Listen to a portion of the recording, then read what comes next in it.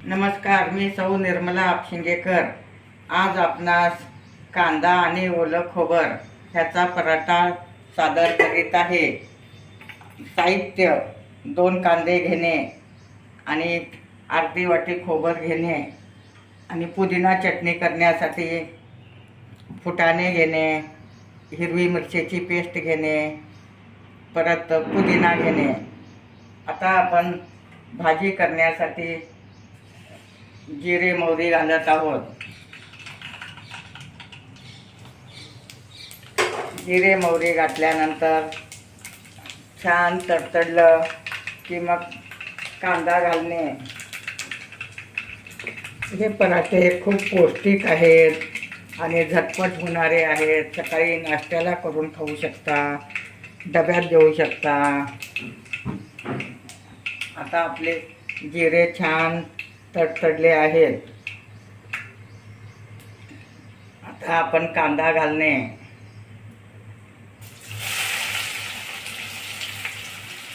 कांदा पण छान परतून घेणे.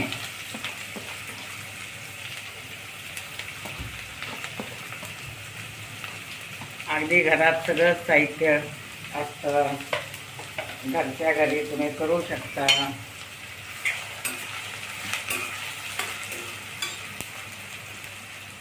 आणि पराठ्यात घालायला खसखस घेणे, कोथिंबीर घेणे, पुदिना, ओलं खोबर मिक्सरमध्ये बारीक करून घेणे. आता आपण आधी फुट्यांना बारीक करून घेत आहोत, कारण सगळं एकत्र केलं की बारीक होत नाही. त्यामुळं आपण पुदिन्याची चटणी करण्यासाठी बारीक करून घेणे.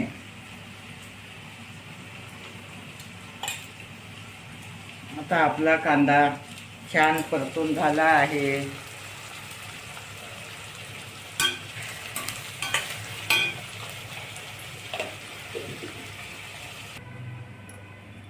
आता हे पंढरपुरी फुटाणे, ओलं खोबर, मिरची, पुदिना, कोथिंबीर आणि मीठ घालणे आणि हे पुदिना चटणी बारीक करून घेणे.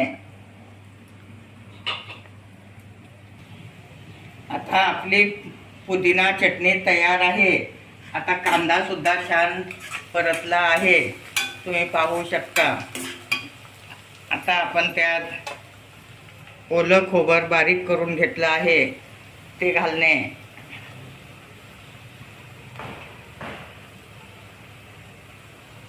आणि थोडी कोथिंबीर बारीक चिरून घेणे ते घालणे व कोथिंबीर पण घालणे. पुदिना, कोथिंबीर आणि ओलं खोबर घातलं आहे, छान परतून घेणे. त्यातच आता थोडं मीठ घालणे, चवीपुरतं मीठ घालू शकता तुम्ही. व थोडा हळद घालणे व लाल मिरची घालणे.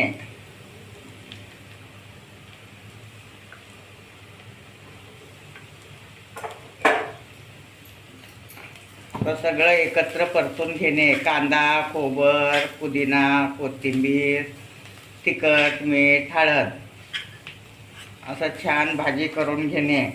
त्यातच मी खसखस घालत आहे.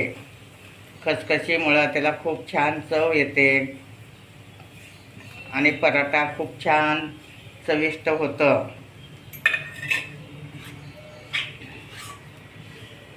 अशा टाईपमध्ये तुम्ही ही भाजी करून घेऊ शकता. आणि नंतर तुम्ही लिंबू पिळणे. लिंबू हे सगळ्यात शेवटी पिळणे.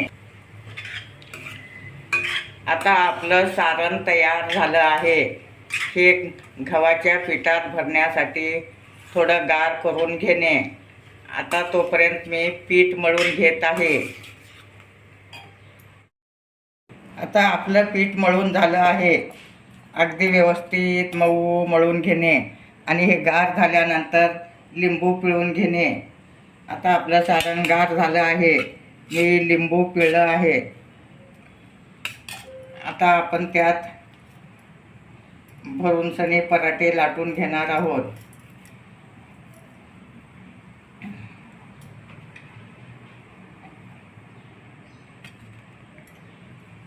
असे बारके बारके करून घेणे.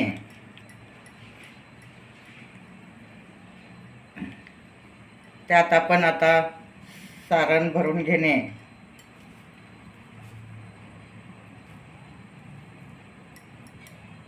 अगदी प्रवासात सुद्धा तुम्ही नेऊ शकता.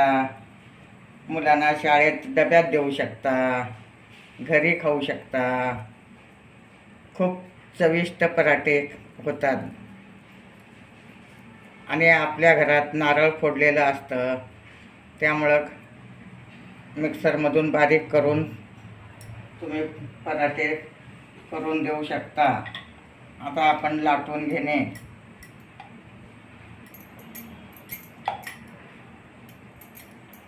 अगदी व्यवस्थित लाटल्यामुळे त्याला सगळीकडे सारंग एकसारखं पसरतं.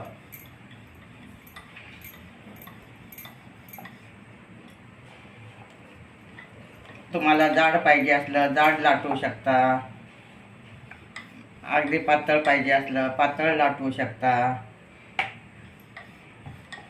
अशा टाईपमध्ये तुम्ही लाटून घेणे. आता आपला तवा तापला आहे. तव्याला थोडं तेल लावणे.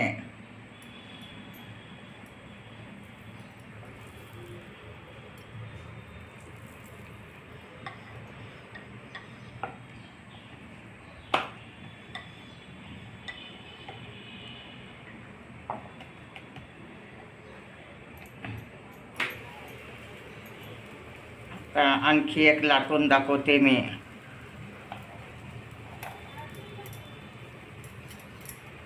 असे बारके बारके उंडे करून घेणे.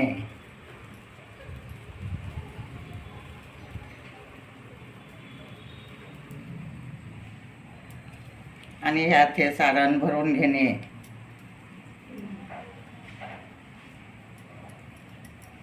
खसखस घातल्यामुळे त्याला खूप छान चव येते. परत लिंबू असल्यामुळे आंबट तिखट छान लागतं. त्याचं तोंड बंद करून घेणे.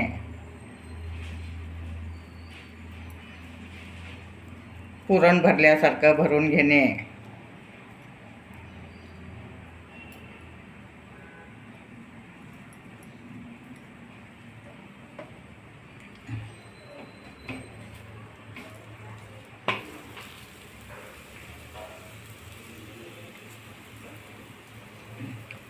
आता आपण दुसरं पोळी लाटत आहोत.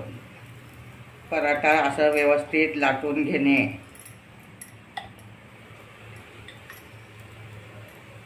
अगदी छान फुगत आहे, तुम्ही पाहू शकता.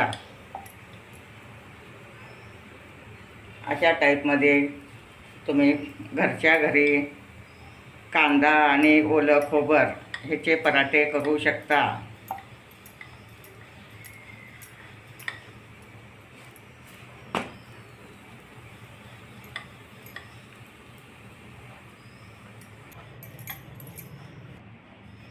आता आपला दुसरा पराठाही लाटून झाला आहे. त्याला थोडं तेल लावणे.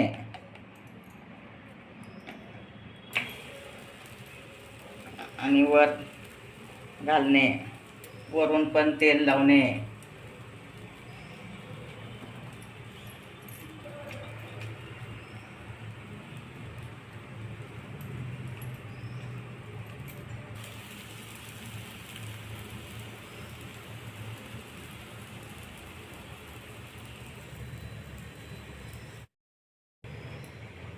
आता आपला दुसरा पराठाही तयार आहे. असेच मी आणि पराठे लाटून घेणार आहे.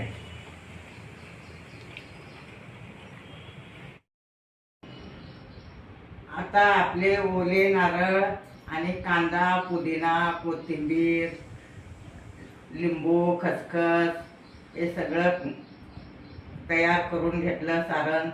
आणि ते पराठे तयार आहेत गरमागरम. माझे व्हिडिओ लाईक, शेअर, सबस्क्राईब करा.